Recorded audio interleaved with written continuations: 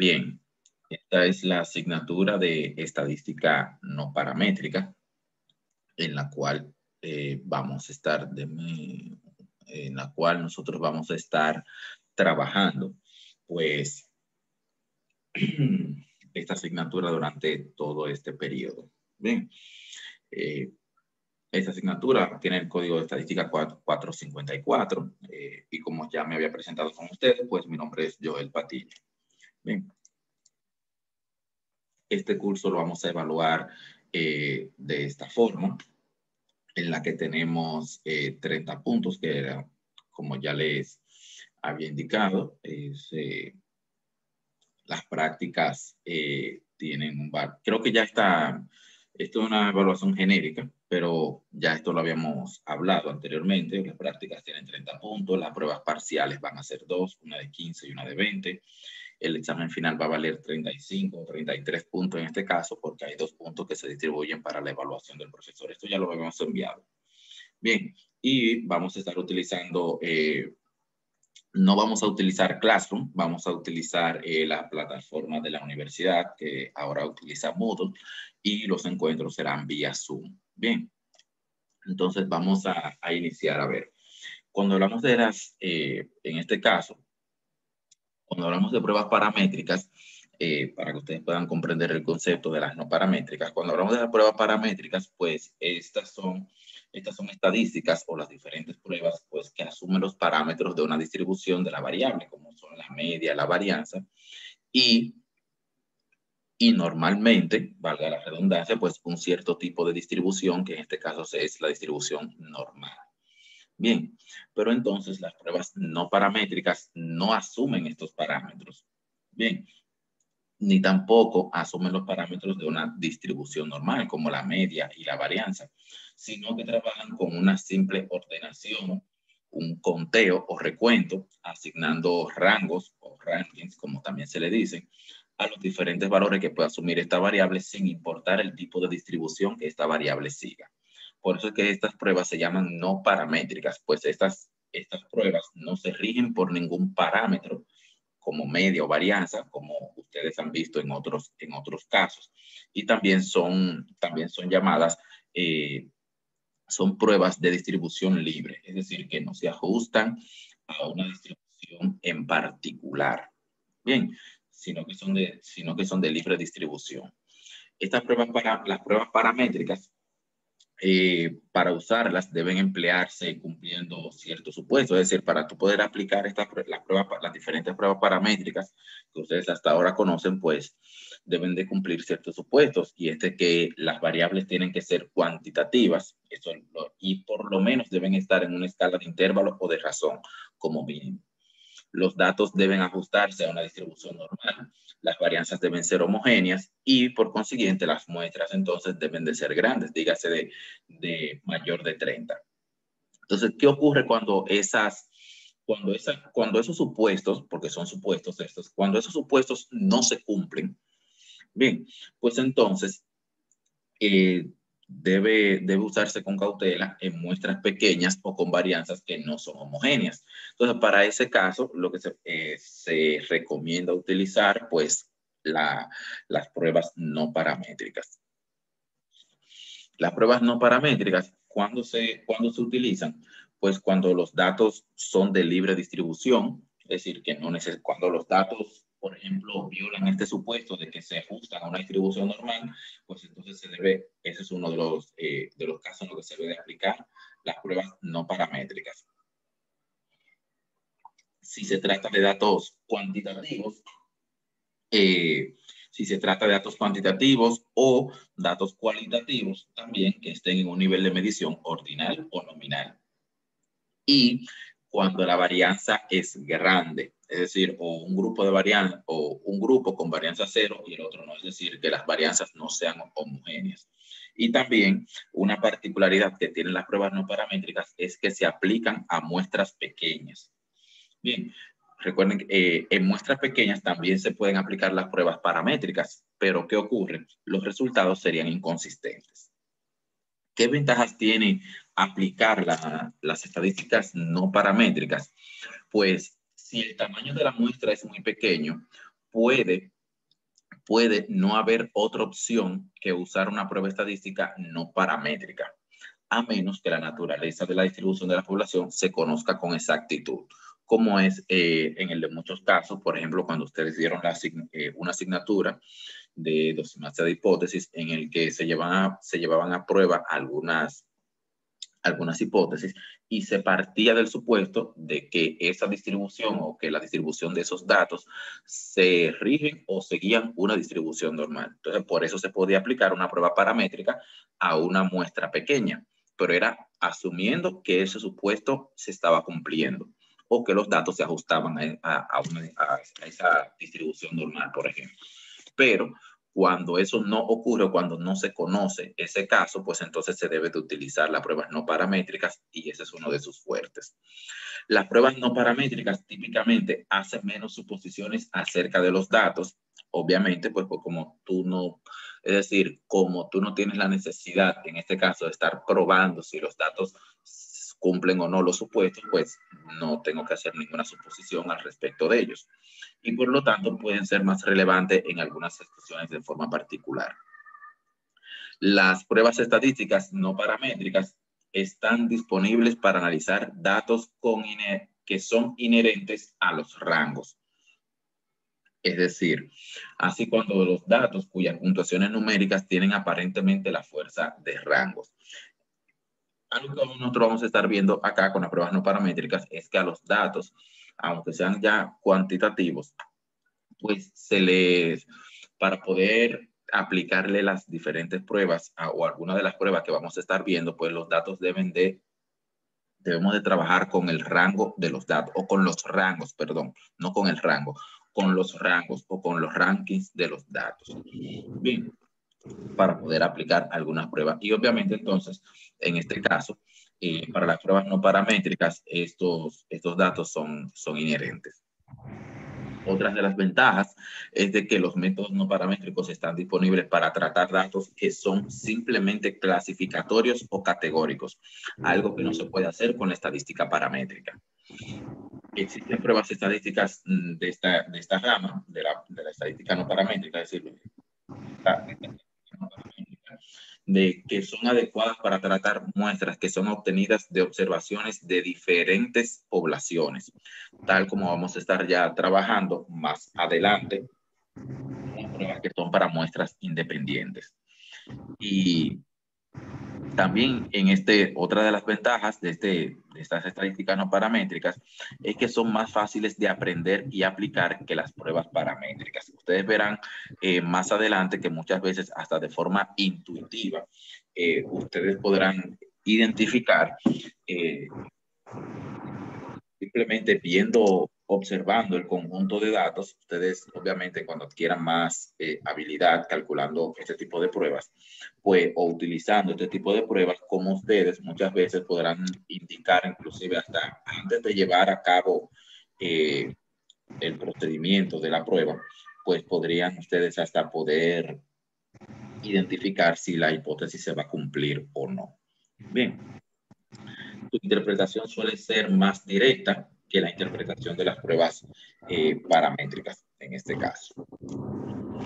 De las desventajas identificadas que tiene la prueba que tienen la estadística no paramétrica son de que en varios casos se requiere transformar los datos observados en rangos, perdiendo obviamente pues la información puntual que ha sido levantada. Es una de las desventajas, pero es una desventaja porque se pierde en este caso información valiosa a partir del valor puntual del dato, pero no hay, digámoslo así, no hay otra forma de poder llevar a cabo una prueba pues que no sea con ese procedimiento de cambiar o transformar los datos en rangos. Con un N grande, es decir, con un tamaño de muestra grande, pues es menos potente que la prueba paramétrica, ya que el fuerte de la estadística no paramétrica está en las muestras pequeñas. Y con una N muy pequeña, porque obviamente también muy al extremo, ya con una muestra muy pequeña, es decir, menor a 6 elementos, o en otras palabras, como ustedes podrán encontrar más adelante en algunas pruebas, de 5 o menos, ¿verdad? Pues las pruebas serían inconsistentes. Los resultados de las pruebas serían inconsistentes. Nosotros vamos a estar trabajando en esta primera ocasión con las pruebas que son para una muestra. Es decir, vamos a ver los diferentes casos que tiene la estadística no paramétrica para los casos en que se presenten que son como una muestra. Aquí nosotros vamos a trabajar con la prueba binomial, con la prueba de la binomial, con la prueba de chi cuadrada, Kolmogorov-Smirnov y de las rachas o pruebas de las corridas aleatorias. Tanto la prueba binomial como la prueba de chi cuadrada y como la prueba de Kolmogorov-Smirnov, estas tres primeras son pruebas de bondad de ajuste. Es decir, son utilizadas para saber si los datos se ajustan a cierto tipo de distribución. En la prueba binomial se utiliza para determinar si los datos se ajustan a la proporción de la población. El chi cuadrado, si los datos es una prueba de bondad de ajuste, o sea, vamos a ver chi cuadrado, un paréntesis, en la estadística no paramétrica, digámoslo así, el estadístico estrella, por decirlo así, o es la prueba chi cuadrada. La prueba chi cuadrada es una de las pruebas más utilizadas dentro del campo de la estadística, ya que se puede aplicar tanto para pruebas paramétricas como para pruebas no paramétricas, como vamos a estar viendo en este caso. Y el estadístico estrella, digámoslo así, es el estadístico de chi cuadrado, ya que se utiliza en diferentes, o sea que se utiliza en muchas pruebas dentro del conjunto de pruebas que tiene la no paramétrica. Y en este caso la vamos a ver como bondad de ajuste para determinar si los datos se ajustan a una distribución uniforme. Vamos a ver la prueba de Kolmogorov y la prueba de chi cuadrada como bondad de ajuste la vamos a estar utilizando para datos categóricos u ordinales. Pero tenemos otra prueba para bondad de ajuste, que es la de Kolmogorov-Smirnov, que es utilizada para la prueba, es una prueba de bondad de ajuste también para determinar si los datos se ajustan a cierto tipo de distribución teórica, pero la particularidad de esta prueba, a diferencia de la chi cuadrada, es que la Kolmogorov-Smirnov se aplica para datos cuantitativos, a diferencia de la chi cuadrada que se puede aplicar para datos cualitativos. Bien, y por último vamos a estar viendo la prueba de las rachas o la prueba de una serie aleatoria, la prueba de las rachas o run test, como se le conoce, que son unas pruebas para determinar la aleatoriedad de una serie, de un conjunto de datos. Es decir, esto determina si los datos en la forma en la que fueron recolectados, pues si los datos se recolectaron de forma aleatoria o si los datos en la forma en la que se presentaron de forma aleatoria. Bien, eso es lo que nosotros vamos a estar viendo con el conjunto de pruebas para una muestra. Entonces, continuando, vamos a iniciar con la prueba de la binomial. En la plataforma yo les suministré a ustedes una tabla de valores críticos, digámoslo así, una tabla que les va a estar ayudando a ustedes, o nos estaría ayudando a nosotros, porque obviamente yo le voy a dar la clase, nos estaría ayudando a nosotros a identificar los valores críticos para poder tomar la decisión de si aceptar o si rechazar la hipótesis de si los datos se ajustan o no a ese tipo de distribución. Entonces, en la plataforma hay 4 tablas. Está la tabla para la distribución binomial, la tabla de chi cuadrado, la de Kolmogorov-Smirnov y la tabla de las rachas. Bien, que yo se la subí. Ustedes en cualquier momento pueden descargarla. Está en la unidad número 2 en la plataforma, que es donde ya inicia lo que es las pruebas para una muestra. Bien, como les estuve diciendo, la prueba de la binomial, pues no es más que una prueba de bondad de ajuste o como se dice en inglés, de goodness of fit. Esta prueba, pues, nos permite a nosotros identificar si existen diferencias o no significativas entre una frecuencia observada y una frecuencia esperada. O en este caso, entre una proporción observada y una proporción esperada para cada categoría. En donde, obviamente, las categorías que nosotros vamos a tener serán solamente 2 categorías. Obviamente, debido a la naturaleza de la variable. Es decir, si vamos a tener una variable dicotómica. Bien, esta prueba pues plantea la hipótesis de que las dos categorías de una muestra provienen de una población, o sea, se parte del supuesto de que provienen de una población de estudio, al tratarse esas dos categorías, una se define como categoría de éxito, que la vamos a identificar, y como ya ustedes manejan ese dato, lo vamos a definir con la letra P mayúscula, y la otra se identifica como Q, donde Q es igual a 1 menos P. Y obviamente sabemos ya que Q en este caso sería la probabilidad de fracaso. Bien, entonces la prueba es apropiada para cuando los datos están bajo dos categorías discretas, como le estoy mencionando, es decir, que la variable sea dicotómica y que pertenecen a una sola muestra. ¿Cuál es el procedimiento para llevar a cabo la prueba de la binomial? Lo primero es determinar el número total de casos observados del caso que se esté, o en este caso, o en esta situación del caso de estudio que se esté planteando. Se determinan cuáles son las frecuencias de las ocurrencias observadas en cada una de esas dos categorías. Obviamente esto para poder determinar la proporción de cada una. El método para poder encontrar la probabilidad de ocurrencia de los valores observados según la hipótesis nula que vamos a estar planteando, o los valores aún más extremos, pues va a depender del tamaño de la muestra.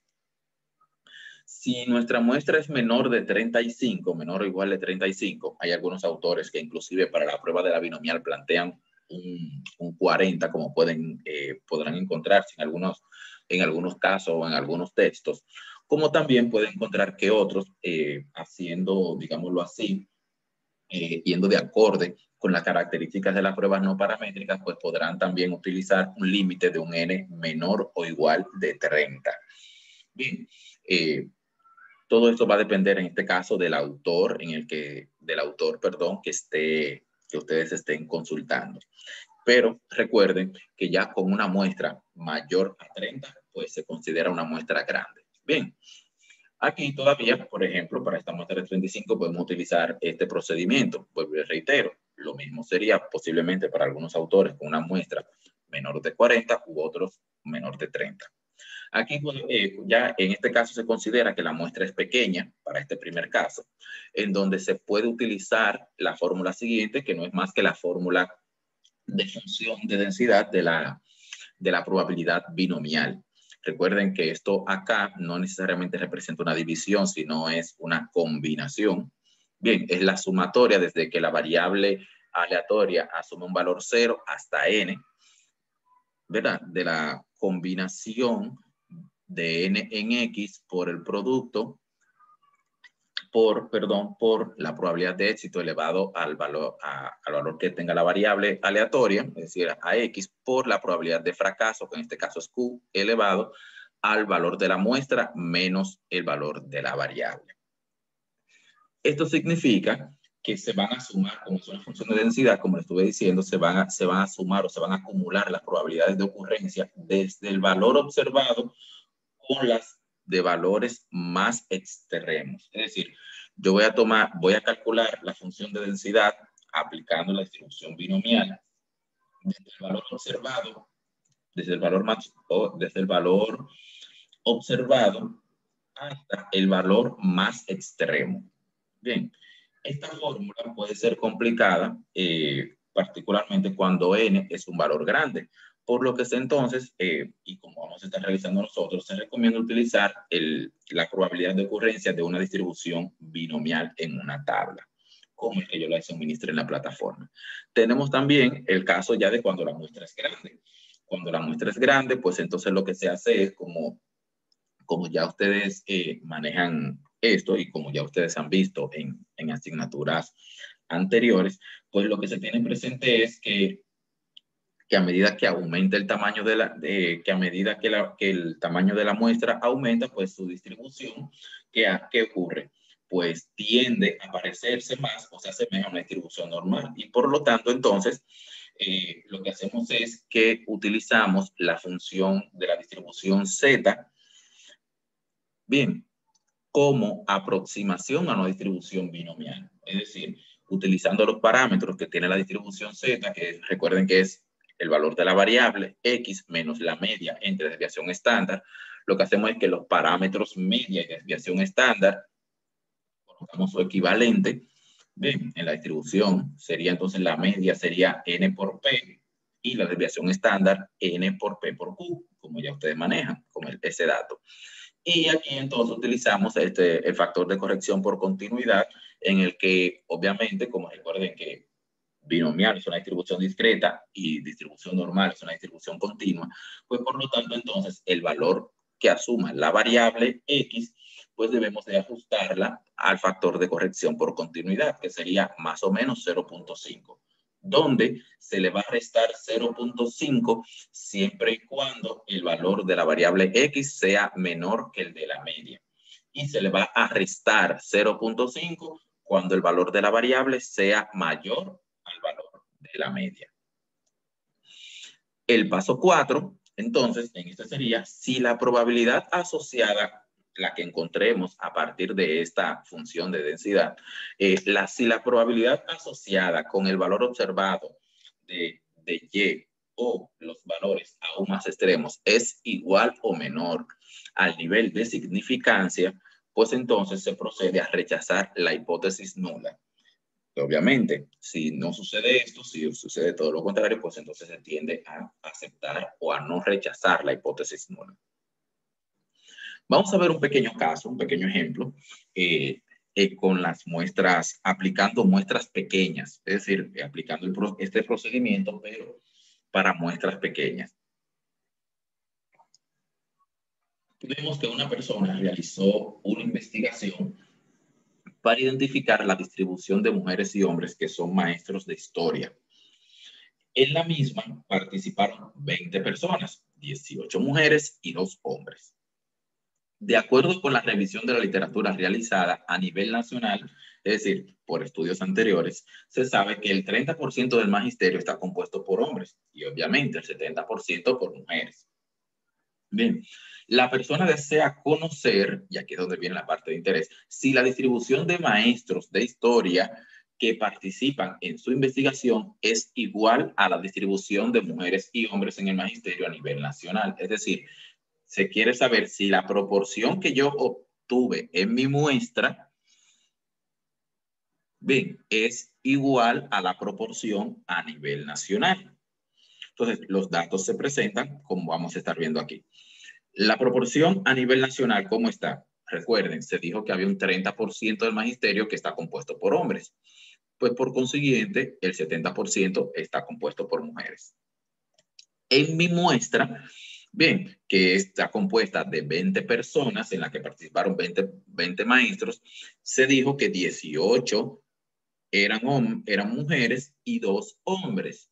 Calculando la proporción de hombres y mujeres en mi muestra, es decir, 18 entre 20 y 2 entre 20, me resulta con estas proporciones, 0.90 para las mujeres y 0.10 para los hombres. Entonces, queremos saber si esas diferencias que hay son significativas o no.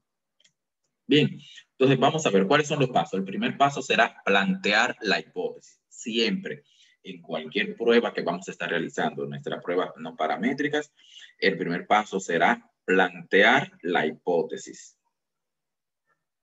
Bien, lo primero será plantear la hipótesis.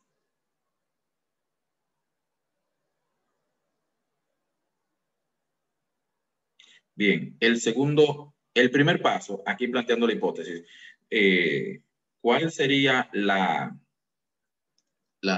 hipótesis nula? Pues la proporción de maestros de historia, en este caso, yo puedo hacerlo, ojo con esto, puedo hacerlo por ambos casos. Puedo buscar la proporción por el lado de las mujeres, es decir, puedo realizar la prueba por el lado de las mujeres o por el lado de los hombres, en este caso, ya que fíjense que aquí simplemente, fíjense que me pregunta si la distribución de mujeres y hombres en el magisterio a nivel nacional, a ver si es igual. Bien, es decir, es indistinto. La prueba yo la puedo llevar a cabo tanto por el lado de los hombres como por el lado de las mujeres. Por el lado que yo entienda que me favorezca más o que yo entienda que pueda resolverlo mejor o más rápido. Bien, en este caso el resultado va a ser el mismo. Para los fines, el resultado será el mismo. Bien, Entonces, ¿cuál es mi hipótesis nula? Yo quiero saber si la proporción de mi muestra, la proporción de maestros que yo tengo que participaron en el estudio, es igual a la de la población. Pues, por lo tanto, mi hipótesis nula sería la proporción de maestros de historia participantes es igual a 0.30. Esa es la nula. Y la alternativa, entonces, simplemente de que no es igual o que es diferente a 0.30. Fíjense aquí, yo me fui aquí en este caso por el lado de los maestros. Bien. Pero usted en su casa, usted puede hacer este mismo procedimiento aplicándolo al de las maestras. Bien, si usted así lo desea. El segundo paso, establecer el nivel de significancia, como en toda prueba de hipótesis. En este caso, el nivel de significancia que se quiere establecer o que con el que se quiere realizar la prueba es a 1.05. El tercer paso es, ¿verdad? Obtener los datos e identificar el estadístico de prueba. ¿Con cuáles datos contamos? Bueno, tenemos un tamaño de 20, tenemos un tamaño muestral de 20 elementos, de 20 personas. En este caso, a la categoría, como yo me estoy refiriendo a la proporción de maestros, pues la categoría de referencia indica que hay una frecuencia de 2. Fíjense aquí, porque tenemos 2 hombres. Ojo con esto. Elijo la de los hombres porque es la que tiene menos datos. Bien, pero puedo también hacerlo por el lado de las mujeres. Todo va a depender, vuelvo y les reitero, con cuál de las dos categorías usted quiera trabajar, porque el resultado será el mismo. Bien, entonces,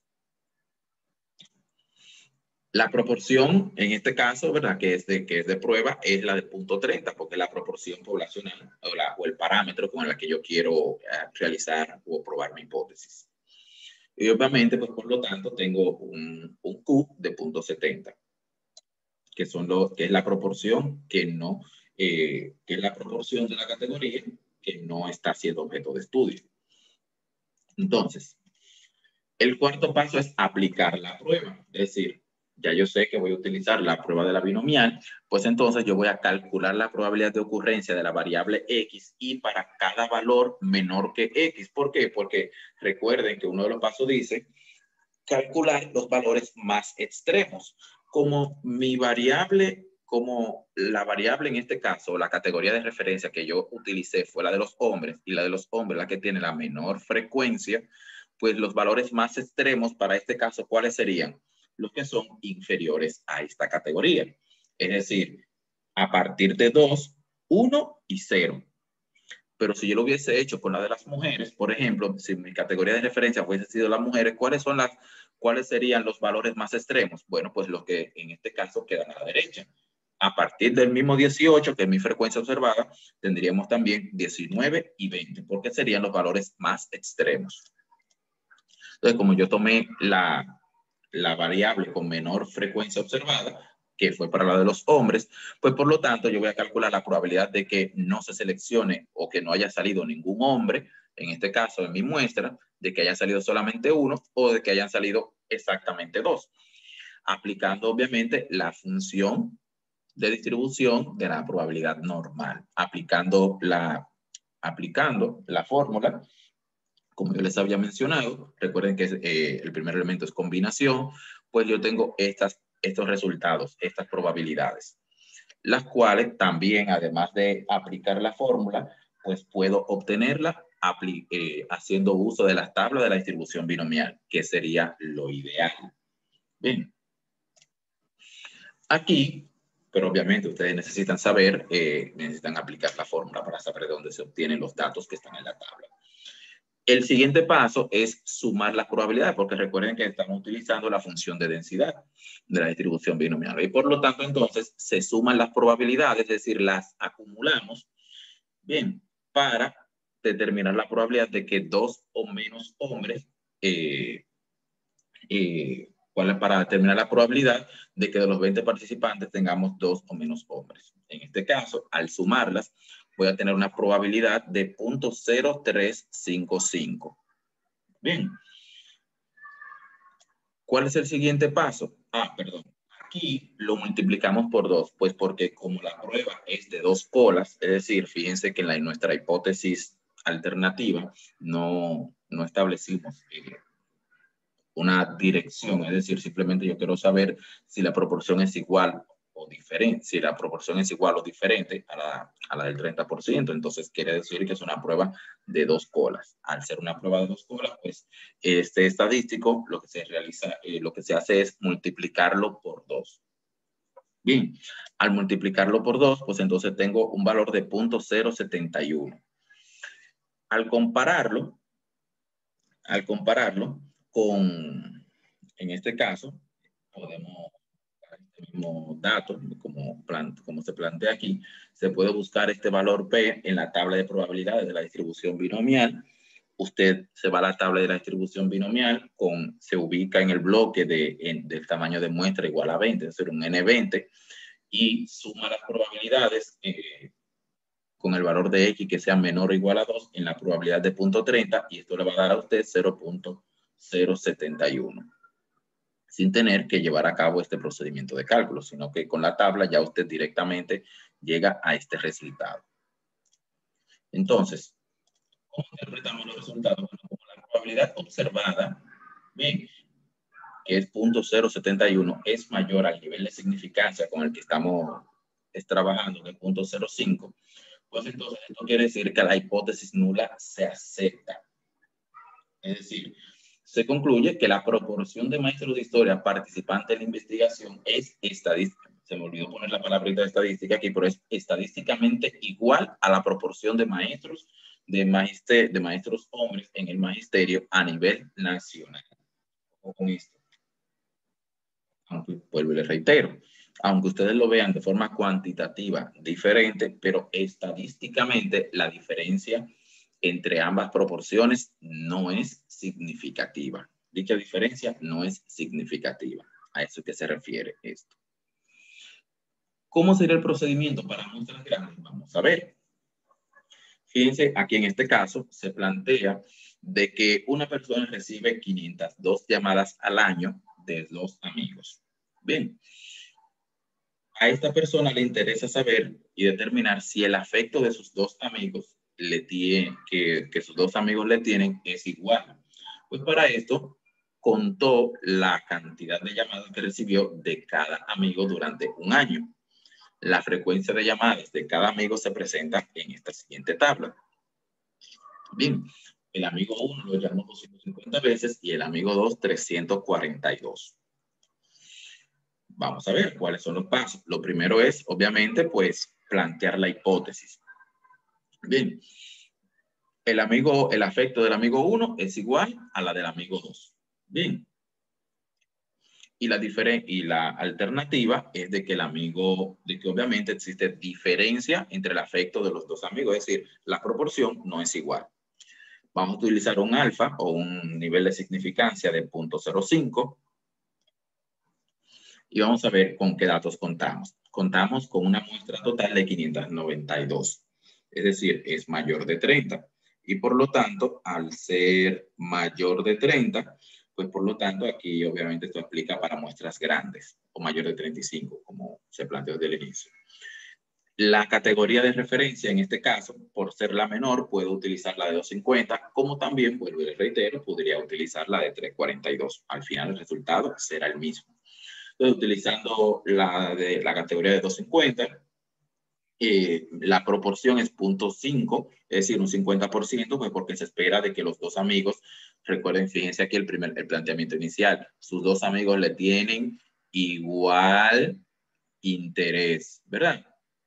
El interés que le tienen los amigos es igual y por lo tanto, como se espera que sea igual, pues se espera que ambos amigos le tengan el interés o el afecto hacia él 50-50, como diríamos. Bien, y por lo tanto, la proporción que se espera es de que sea de un 50%. Calculamos el tamaño de la media, bien, partiendo de los parámetros de la distribución binomial, n por p, es decir, calculamos 592 por 0.50, que sería la proporción esperada, me da una media de 296, que sería nuestro valor esperado. Bien, entonces vamos a aplicar la prueba. Vamos a calcular el valor de Z. Sería entonces 250. Como 250 es menor a la media, a 296, pues entonces utilizando el factor de corrección de continuidad, lo que hacemos es que le sumamos 0.5, por lo que tendríamos 250.5 menos 96 dividido entre el producto de N por P por Q. ¿Se recuerdan? Sería 592, P que es 0.5 y Q obviamente por consiguiente lo mismo, 0.5. Al llevar a cabo esta operación vamos a obtener un valor de Z de menos 3.74.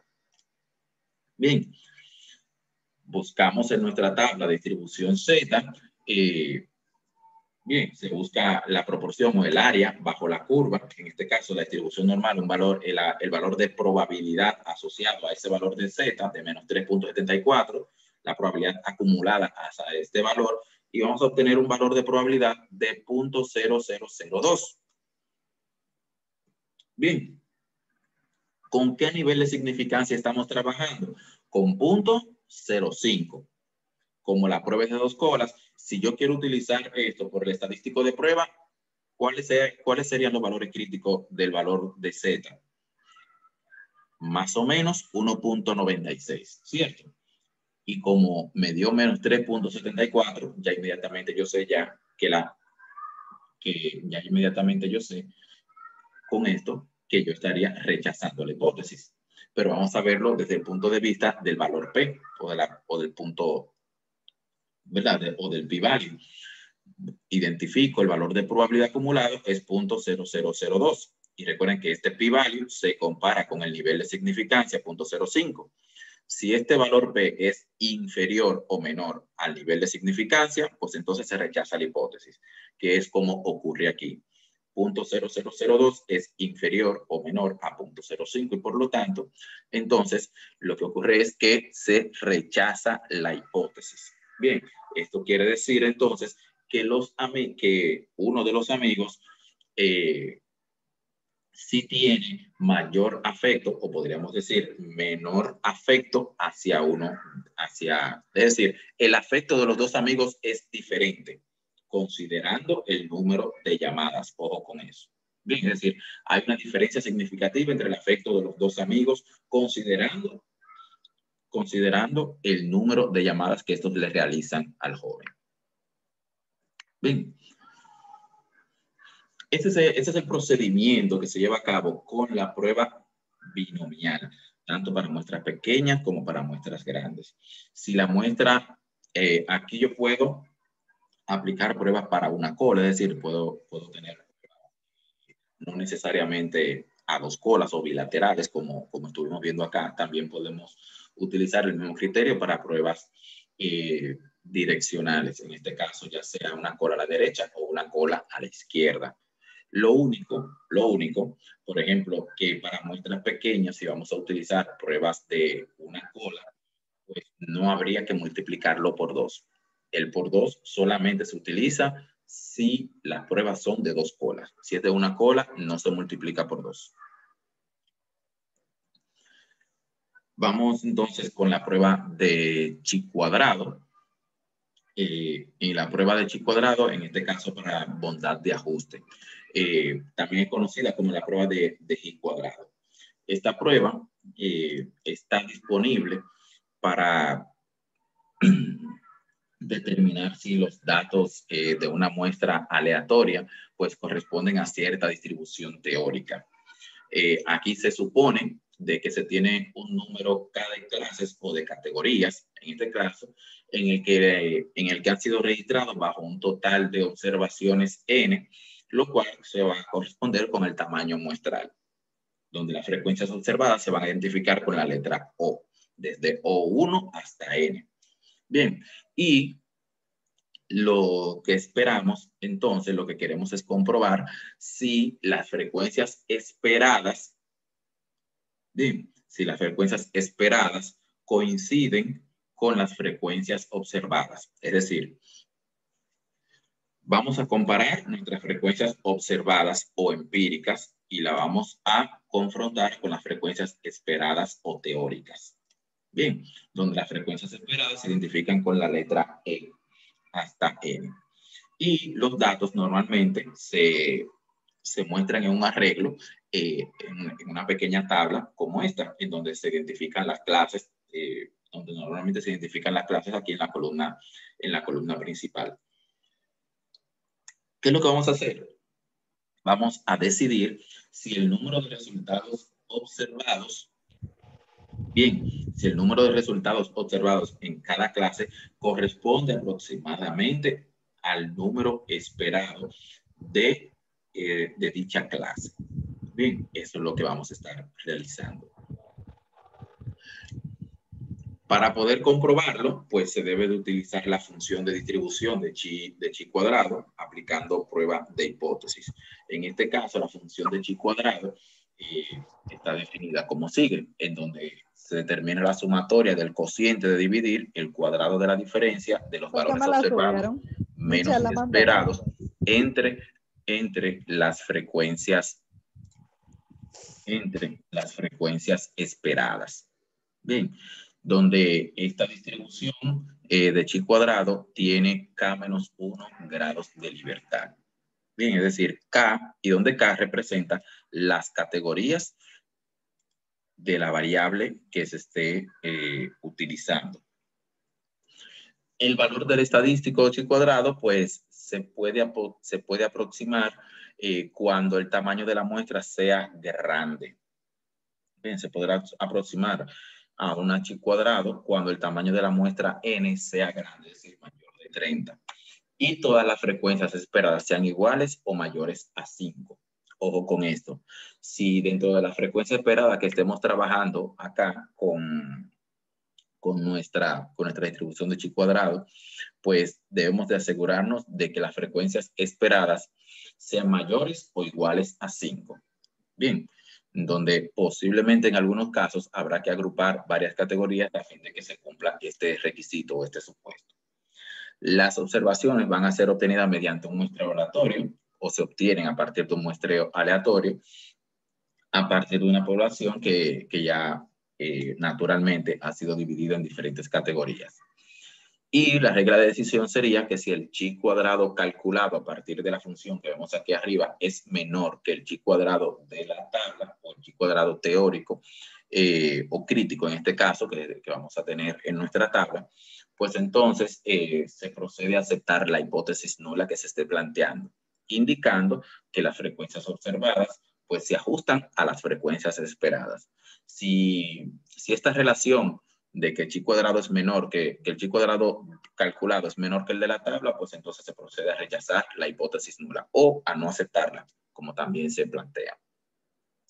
Entonces tenemos el caso aquí en particular de cierta máquina de estas neveras que hay en los supermercados o en algunos locales comerciales que expenden refrescos. Aquí existen 4 canales de distribución que expiden el mismo tipo de bebida, es decir, en nuestra neverita vemos 4 canales. Hay un riel con 4 canales de distribución de refrescos y que en este caso brindan o expiden el mismo tipo de refresco. Estamos interesados en identificar o determinar si la elección por parte del consumidor de cualquiera de estos canales se hace de forma aleatoria o si existe alguna preferencia en la elección de alguno de estos canales por los consumidores. Entonces, en la tabla que vamos a ver a continuación, pues se muestra la cantidad de bebidas que han sido expedidas o que han sido vendidas según los diferentes canales de donde fueron tomadas. Y esta prueba la queremos probar a un nivel de significancia del 5%. Vemos aquí los 4 canales y la cantidad de bebidas que fueron consumidas desde cada canal. Entonces, lo que queremos saber es si como dice aquí, si los canales fueron seleccionados de forma aleatoria. Entonces, si los canales fueron seleccionados de forma aleatoria, se espera, ¿cierto? Se espera que en cada canal se venda la misma cantidad de bebidas. Bien, pues porque obviamente ese es el concepto de la aleatorización. Cada elemento tiene la misma probabilidad de ser seleccionado.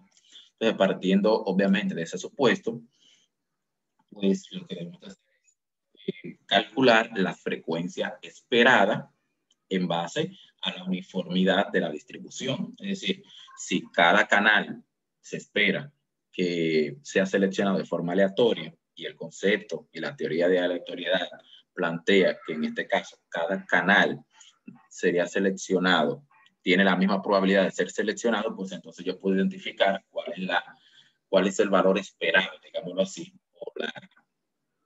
o la frecuencia esperada de cada canal. Y que si se supone que son iguales, pues se supone que cada canal debería vender la misma cantidad, se espera que venda la misma cantidad de bebidas. O que de cada canal, cada consumidor escoja la misma cantidad de bebidas, eso es lo que se espera. Entonces, partiendo de esto, sumamos el total de bebida que fue vendida, en este caso, como vemos aquí en el dato, y como ustedes ya tienen su material ahí, si sumamos 13 más 22 más 18 más 17, esto me da 70. Bien, entonces partiendo de esto, 70 por la probabilidad de selección de cada canal. La probabilidad de selección de cada canal, ¿cuál sería? ¿Cuántos canales tenemos? 4. Entonces, 1 entre 4 me da 0.25. Por 70, 17.5. Entonces se espera que cada canal venda aproximadamente 17.5 bebidas. Bien, utilizando entonces la función de chi cuadrado con k menos 1 grados de libertad, pues procedemos a realizar aplicar la función o aplicar, en este caso, el estadístico de chi cuadrado. Recuerden, sumatoria del cociente de dividir el cuadrado de la diferencia de los observados menos los esperados entre la frecuencia esperada. Entonces vamos a ver. En el primer canal se vendió 13 menos la frecuencia esperada para ese canal, que es 17.5. Esa diferencia se eleva al cuadrado y se divide entre la frecuencia esperada.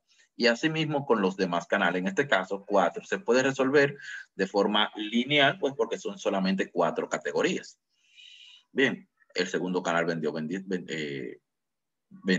en este caso 22, 18 el tercero y 17 el cuarto.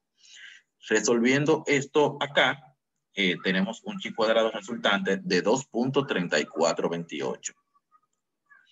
Si vamos a nuestra tabla de chi cuadrado, de valores críticos de chi cuadrado, e identificamos en el nivel, identificamos los grados de libertad, es decir, tenemos 4 categorías, que en este caso sería K.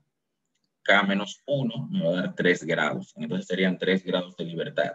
A ese valor lo ubicamos con el nivel de significancia de 0.05. Identificamos cuál es el valor crítico con esos datos. En este caso, el valor crítico es 7.8147. Atendiendo a la regla de decisión que teníamos al inicio, es decir, que es el chi cuadrado calculado, es decir, este 2.34 es menor que el crítico de la tabla, que es este 7.81, se acepta la hipótesis. Y por lo tanto, entonces, eso es lo que concluimos. Aquí se concluye de que se acepta la hipótesis nula, es decir, los datos se ajustan a una distribución uniforme, y esto entonces, por consiguiente, podemos concluir de que los canales son seleccionados de forma aleatoria por los consumidores. Es decir, para los consumidores, para ese tipo de bebida, no hay un canal específico de distribución o hay un canal específico con el que ellos puedan elegir ese tipo de refresco. Bien, es decir, son seleccionados de forma aleatoria. Vamos a ver aquí la prueba de Kolmogorov-Smirnov, también como bondad de ajuste. Esta prueba de Kolmogorov-Smirnov como bondad de ajuste, pues aquí esta es una prueba parecida a la de chi cuadrado, con la diferencia de que esta prueba se utiliza para muestras cuantitativas, es decir, para variables, perdón, no muestras, para variables cuantitativas. Fíjense como acá. Dice, por ejemplo, aquí tenemos que la prueba de la binomial de chi cuadrado identifica la diferencia de una o varias categorías, pero no señala la preferencia entre las diferencias en las categorías. Kolmogorov-Smirnov verifica si la distribución de frecuencia acumulativa observada concuerda con una distribución teórica establecida. Bien, ya sea una teórica uniforme, ya sea Poisson, logarítmica, es decir, cualquier tipo de distribución. Bien, vamos a ver que aquí el internet falló un poquito. Pues bien, para cualquier tipo de distribución teórica que se haya establecido, esta detecta si las probabilidades de que ocurran las diferencias en las categorías son producto del azar o se requiere que los datos estén en una escala de medición ordinal. Bien, al azar y se requiere que los datos estén como mínimo en una escala de medición ordinal. Esta prueba se computa a partir de la diferencia mayor en valor absoluto, ojo con esto, en valor absoluto, de las distribuciones. Aquí, la bondad de ajuste de la muestra pues permite suponer de manera razonable que las observaciones pudieran corresponder a una distribución específica a partir de las diferencias. Es decir, si la distribución de los datos observados, es decir, de mi distribución observada, si los datos de esta distribución observada no son tan diferentes o se ajustan a un tipo de distribución teórica, pues entonces la diferencia entre sus frecuencias relativas acumuladas, entonces la diferencia será muy mínima o será pequeña si realmente se ajustan. Pero si no hay ajuste, es decir, si ese tipo de distribución de datos no se ajusta a la distribución teórica, pues obviamente habrá diferencias significativas. Y eso es lo que buscamos con la prueba de Kolmogorov-Smirnov a partir de datos cuantitativos. Bien, la hipótesis se plantea en función de las distribuciones acumuladas de las n puntuaciones de la distribución teórica de la población.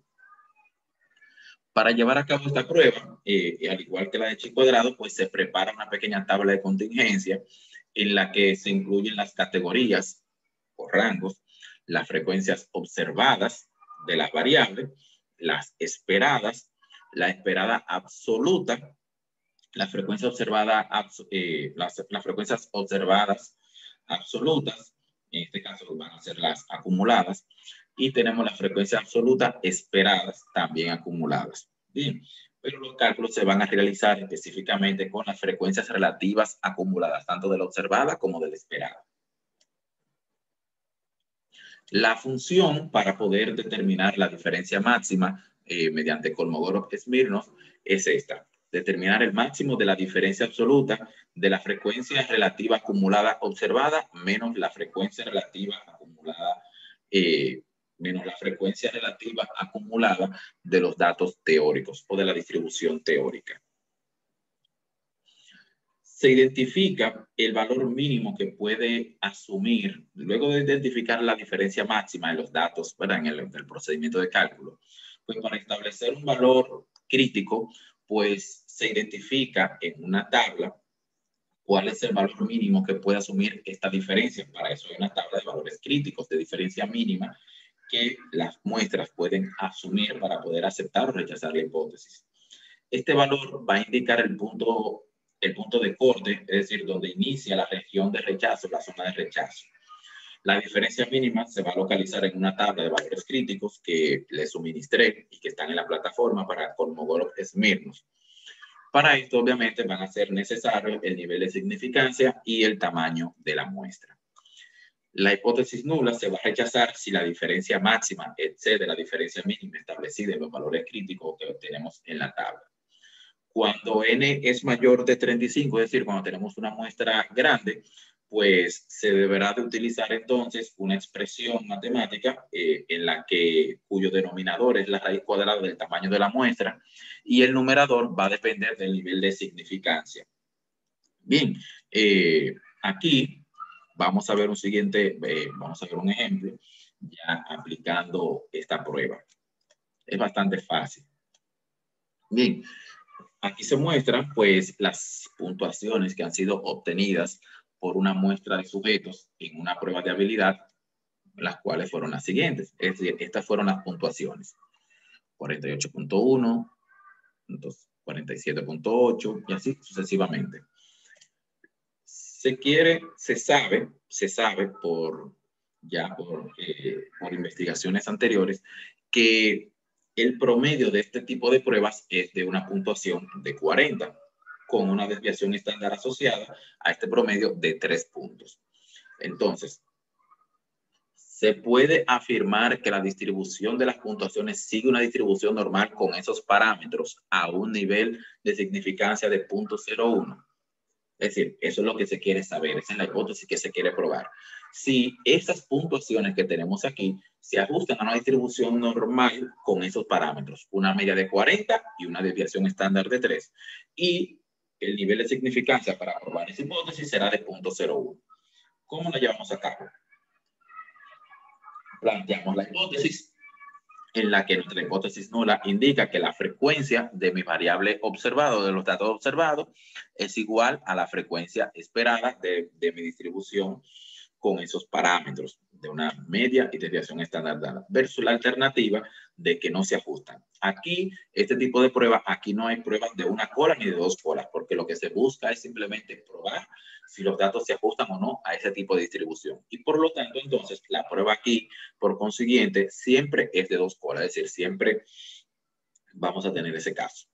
Bien, tenemos tenemos una muestra con 8 observaciones, en este caso de forma independiente. Se procede a tipificar dichas observaciones para poder trabajar con nuestra distribución normal. Bien, y en este caso se obtienen las frecuencias relativas acumuladas, tanto para los datos observados como para los datos teóricos. Bien, y vemos aquí el procedimiento. Vamos a ver cómo sigue este procedimiento. ¿Qué es lo que se hace? Se procede, pues, a listar, ¿verdad?, los valores de la variable X, que en este caso son mis valores que están aquí observados. Bien, los listo como si fuera una tabla de distribución de frecuencia. Al listarlos, debo de determinar las frecuencias relativas de cada una de estas observaciones. ¿Cuántos datos yo tengo? Yo tengo 8 observaciones, es decir, yo tengo aquí un total de 8. Vamos a ver que el 8 me quede un poquito bonito, más o menos. Tengo 8 observaciones. Para yo determinar mi frecuencia relativa, como ustedes vieron en estadística descriptiva, sería la cantidad de repeticiones que tenga cada uno de estos valores entre el total de datos. Como ninguno de estos datos se repite, entonces mi expresión quedará como 1 entre el valor de como 1, en este caso, entre el valor de la variable entre la cantidad de datos que tenemos, que son 8. Es decir, 1 entre 8. ¿Cuántas observaciones con 45.1 hay? Solamente una. Pues, por lo tanto, sería 1 entre 8, que me da 0.125. Y asimismo con las demás observaciones, porque ninguna se repite más de una vez. Es decir, ninguna se repite. Procedo entonces a calcular mi frecuencia, esta misma frecuencia relativa, procedo a acumularla. Bien, procedo a calcular mi frecuencia relativa acumulada. Entonces, tengo mi frecuencia relativa acumulada. Aquí. Fíjense, aquí empiezo con 0.125 y la voy acumulando hasta llegar hasta 1. Obviamente, que será ya aquí en mi última categoría. Estas observaciones Z, estas observaciones Z que tengo aquí, ¿cómo yo lo tengo? Pues, obviamente, realizando este proceso. Tipificar las observaciones. Tipificando las observaciones. ¿Cómo yo tipifico mis observaciones? Fácil, aplicando la fórmula de la distribución Z, en la que es igual a ¿qué? Díganme, ¿a qué? A la media, al valor X menos la media entre el ¿qué? Entre mi desviación estándar, vamos a ponerlo así, entre mi desviación estándar. Así yo puedo, con este elemento de aquí, así yo puedo estandarizar mis observaciones. Bien, ¿cuál es la media? Mi media es igual a ¿cuánto? A 40. ¿Y cuál es mi desviación estándar? Mi desviación estándar es igual a 3. Entonces, en base a eso, pues yo simplemente estandarizo estas observaciones aplicando mi fórmula de Z. Y me va a dar estos resultados que tengo aquí. Identifico la probabilidad acumulada. Identifico la probabilidad acumulada que hay hasta ese valor de Z. Bien, la identifico, mi probabilidad acumulada, con la tabla de distribución Z y me da y resulta ser estas probabilidades. Ya lo último que es lo que queda, calcular mi diferencia. En este caso, al calcular las diferencias, voy calculando mi frecuencia observada. Recuerden, diferencia absoluta de la frecuencia relativa observada menos la teórica. 0.125 menos 0.9554. En este caso me da esta diferencia. 0.25 menos 0.26. 0.375 menos 0.97. Y así sucesivamente. Pero recuerden que es el valor absoluto. En este caso la diferencia mayor, pues se ubica, en este caso, en la primera diferencia, en esta primera categoría. Bien. Al identificarse aquí mi diferencia máxima, pues entonces procedo aquí a indicar,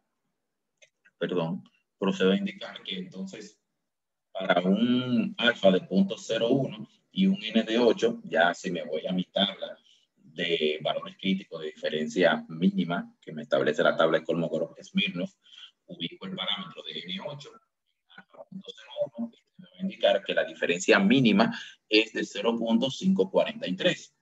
Por lo tanto, fíjense aquí, como la diferencia mínima es 0.543, la que plantea mi tabla de valores críticos, y la diferencia máxima encontrada en los datos observados 0.83, o sea, mayor a la mínima, pues por lo tanto entonces se rechaza la hipótesis nula. Al rechazar la hipótesis nula, yo puedo plantear aquí, entonces, es decir, ¿qué puedo concluir? Pues que puedo concluir entonces que los datos, aquí puedo concluir entonces que los datos que tenemos aquí de nuestra variable X no se ajustan a una distribución normal. Es decir, la distribución de estas puntuaciones de los sujetos no se ajustan a una distribución normal con una media de 40 y una desviación estándar de 3. Es decir, estas observaciones no se ajustan a una distribución normal,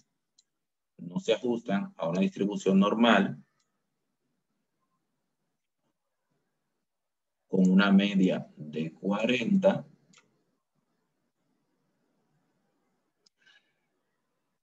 y una desviación estándar de 3. No se ajustan a ese tipo de distribución. Bien, se puede ajustar a otro tipo se puede ajustar a una distribución normal, pero no con esos parámetros. Es decir, con una media de 3 y una media de 40 y una desviación estándar de 3, esas distribuciones no asumen o no siguen ese tipo de distribución. Bien, entonces, continuando,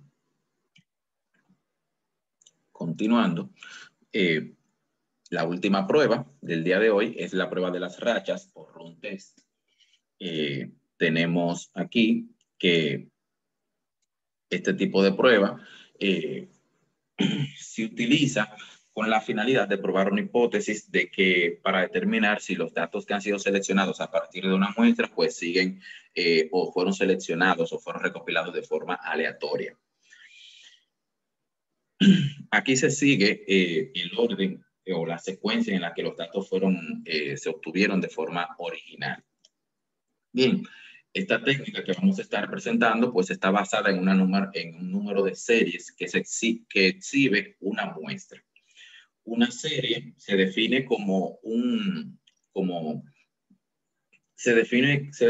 una sucesión de símbolos idénticos que son seguidos y precedidos por diferentes símbolos o por ningún símbolo. Por ejemplo, vamos a ver, en este caso, supongo una serie de eventos binarios.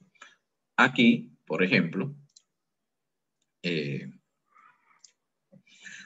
fíjense aquí, aquí tenemos la primera serie, que está seguida de signos positivos. Al inmediatamente haber un cambio de signo, esto se constituye en otra serie, pues porque los signos están seguidos.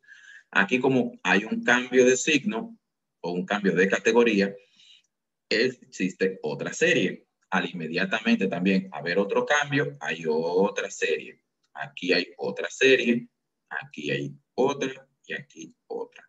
¿Cuántas series tenemos nosotros aquí? 7. 1, 2, 3, 4, 5, 6 y 7 series. Bien. De esta forma, así como lo hicimos ahora, se identifican las series. Entonces, como la podemos agrupar subrayando de manera que en la que vamos a tener cada signo idéntico, así como acabo de realizar. Bien, fíjense aquí que hay 7 series. Por lo tanto, el número de series en esta prueba de las rachas se representa con el número, con la letra R minúscula. Bien, en este caso particular, pues constituye que es igual a 7. Es decir, vamos a tener 7 series. Bien, entonces, continuando. Si ocurren muy pocas series,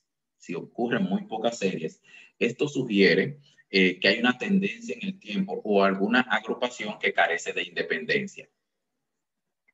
Bien, pero por lo tanto también si ocurren muchas series, pues es posible suponer de que los datos siguen algunas ciertas fluctuaciones sistémicas cíclicas de corta duración, pues que parecen estar influyendo en las puntuaciones. Por ejemplo, usted imagina que hubiese sido más, menos, más, menos, más, menos, más, menos, más, menos, más, menos. Pues obviamente en este caso, pues hay un orden cíclico y sistémico. Bien, o como también de que haya muy pocas series. Por ejemplo, que de las 8 que vimos, que en vez de que hubieran 7 series, hubiesen habido 3. Los primeros signos todos hubiesen sido positivos, después un grupo negativo y después otro grupo positivo. Es decir, hubiésemos tenido 3 series. Es decir, aquí entonces hubieran muy pocas series. Bien, aquí se trata de, en este caso, se trabaja con muestras pequeñas. Aquí también podemos trabajar, es decir, aplicar la prueba para muestras pequeñas como para muestras grandes. Aquí también aplica esto. Bien, Swift y Hasselhardt construyeron una tabla de valores críticos para cuando las muestras son pequeñas. En este caso, como vamos a tener, donde cada muestra va a tener 2 categorías, aquí vamos a tener, nuestra muestra se va a subdividir en 2 categorías. Muestra 1 correspondiente a una categoría y la muestra 2 correspondiente a otra categoría. Entonces, si ambas categorías son menores o iguales a 10, pues entonces se considera que la muestra es pequeña y por lo tanto entonces se puede utilizar la tabla de valores críticos ideada por Swift y Hasselhardt. Y si la muestra es grande, dígase que tanto la categoría de la muestra 1 como la categoría 1 o 2 y 2 de la muestra, pues son mayores de 10, pues entonces se puede utilizar una aproximación normal con el estadístico Z. Bien, el test aproximado resulta de calcular, es decir, la aproximación resulta fácil calcular aquí con el estadístico Z, en donde R, que me identifica el número de series o de rachas, vuelvo y reitero, como la cantidad de series o de rachas es un valor discreto y la distribución Z es continua, hay que utilizar el factor de corrección por continuidad, atendiendo al mismo criterio. Si el número de rachas o de series es menor a la media de las rachas o de series, pues entonces lo que se hace es que se le suma 0.5. Si es mayor, se le resta. Si es mayor a la media, se le resta 0.5. Bien, y esto se divide entre la desviación estándar de las rachas o de las series, en donde la media de las rachas es igual al cociente dividir el producto de 2 veces el tamaño de 2 veces N1 por N2 más N entre N. Aquí vamos, N1 y N2, o mejor dicho, la suma de N1 y N2 es igual a N. Es decir, esta N sin subíndice se refiere al tamaño total de la muestra, para que lo tengan en cuenta. Y N1 y N2 será el tamaño de las categorías que tenga esa muestra. Bien, entonces la desviación estándar, raíz cuadrada del cociente de dividir 2 veces N1 por N2 por dos veces nuevamente N1 por N2 menos el tamaño total de la muestra entre el producto de multiplicar el tamaño total de la muestra elevado al cuadrado por N1 más N2 menos 1. Bien, entonces, aquí el criterio, como les mencioné, para aplicar el factor de corrección. Aquí vamos a tener un ejercicio, digámoslo así, para el curso.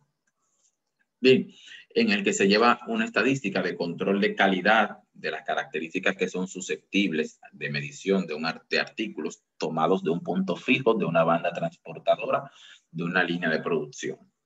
Las mediciones que han sido obtenidas en un turno de producción en orden cronológico fueron las siguientes. Estas fueron las observaciones.